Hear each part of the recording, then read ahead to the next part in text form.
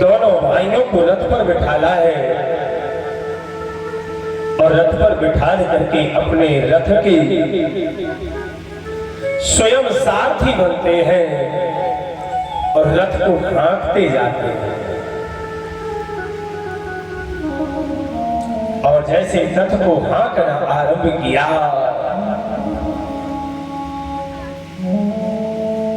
चलते चलते जंगल आता है। उस जंगल में, उस बियाबान जंगल में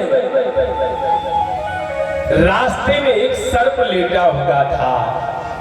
क्या लेटा हुआ था? एक सर्प लेटा हुआ है। भीष्म पिता ने सोचा कि ये मेरा रथ, अगर ये मेरे रथ का पहिया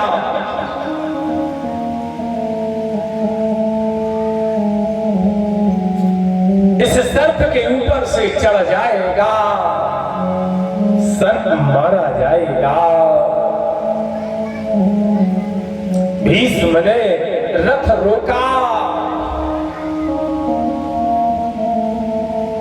रथ रोकते हैं और रथ रोक करके अपना बाण उठाया और जैसे बाण उठाया है, बाण में सर्प को फंसाया और जैसे सर्प को फंसा करके फेंका है, सर्प जाकर के लबालब कांटों में धंस जाता है। जैसे सर्प लबालब कांटों में आकर के धंस गया,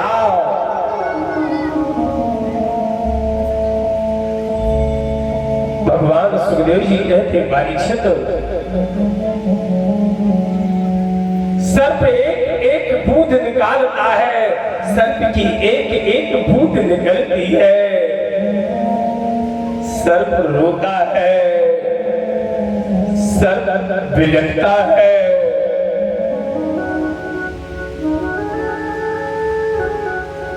बिलखते बिलखते रोते रोते जब सर्प ने तन त्यागा, जब सर्प ने प्राण त्यागे, सर्प ने श्राप दे दिया, हे भीष्म, तुम्हारे समान कोई योद्धा ना हुआ है ना होगा,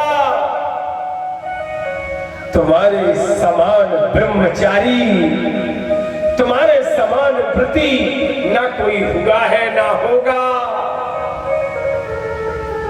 तुम्हारे समान वचनवादी ना कोई हुआ है ना होगा। परंतु हे भीष्म, मैं तुम्हें श्राप देता हूं कि जस मृत्यु मेरी हुई, कि जस मृत्यु मेरी हुई, वैसी होगी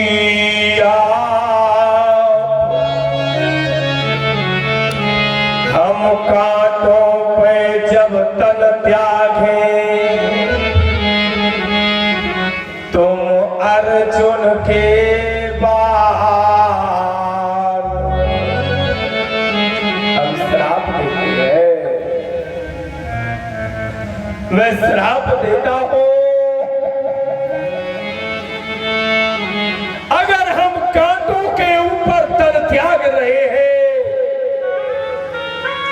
जिन बाणों पर तुम्हें विश्वास है, जिन बाणों की टंकोर से तुम महारथियों को हिलाते नहीं हो, हम श्राप देते हैं।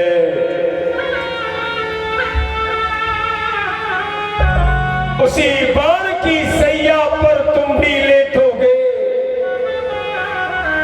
जैसे एक एक बूंद, जैसे एक एक बूंद हमने अपने शरीर से निकाली है, वैसे एक एक बूंद तुम्हारे शरीर से खून निकलेगा।